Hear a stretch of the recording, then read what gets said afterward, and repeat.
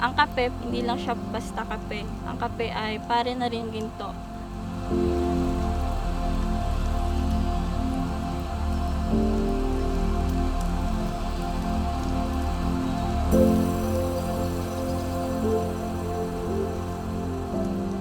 Ito ang Sultan Kudarat, lupang laging inuuna ng araw at puno ng masaganang amoy ng kape.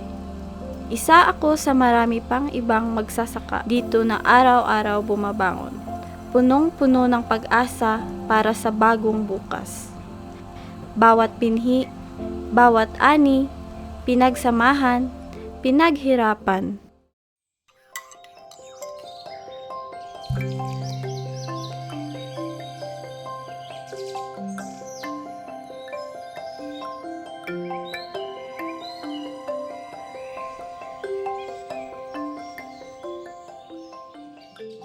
Ako si Genevieve Punesto, magkakape dito sa Sultan Kudarat. Ako po si Wilbert Visual, 47 years old, taga Barangay Hinalaan, Kalamansig, Sultan Kudarat. Full-time na coffee farmer po.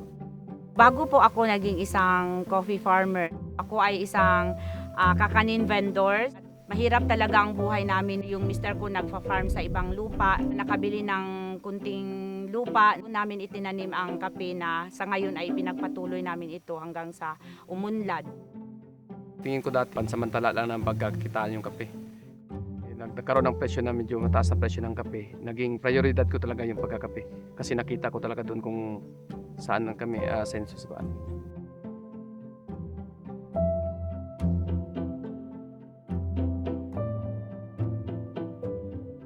Marami pa kaming kailangang matutunan sa ibang aspeto ng pagkakape.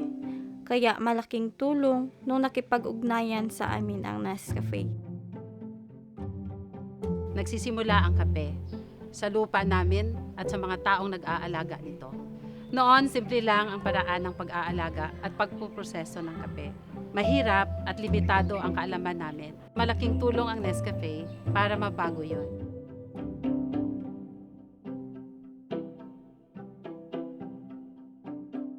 So ang mga programa ng Nestle na nakatulong sa amin sa pagtatanim namin ng kape tulad ng pagbibigay nila ng mga coffee planting materials.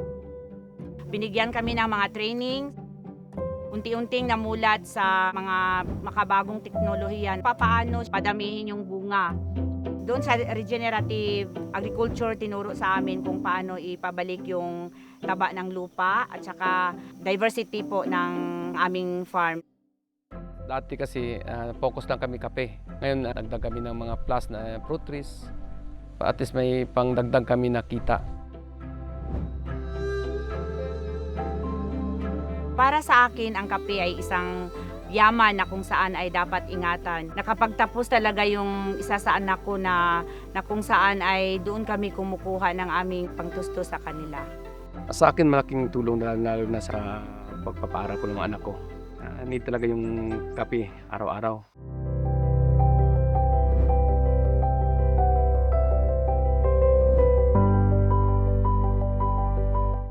Sa mga batang farmers, nakikita ko na paano sila determinadong natuto, nagsisikap at handang maipagpatuloy ang industriyang ito.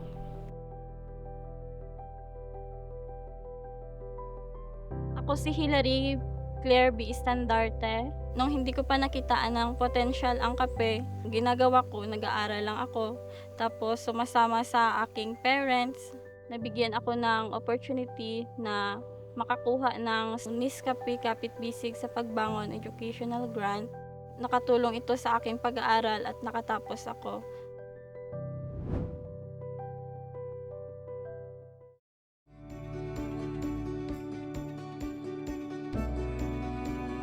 Masaya na kami na yung naging karanasan namin dati sa pagkakape, may mga makabagong henerasyon na sunod sa amin.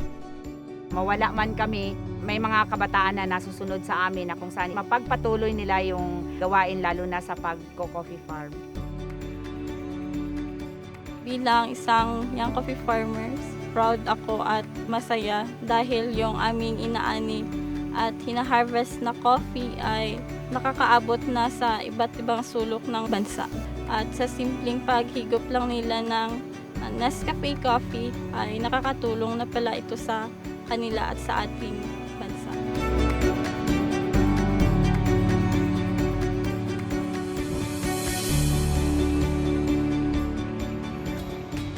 Sa amin, hindi lang kape ang kape. Ito ay simbolo ng aming pinagdaanan, pinagsamahan at pamumuhay.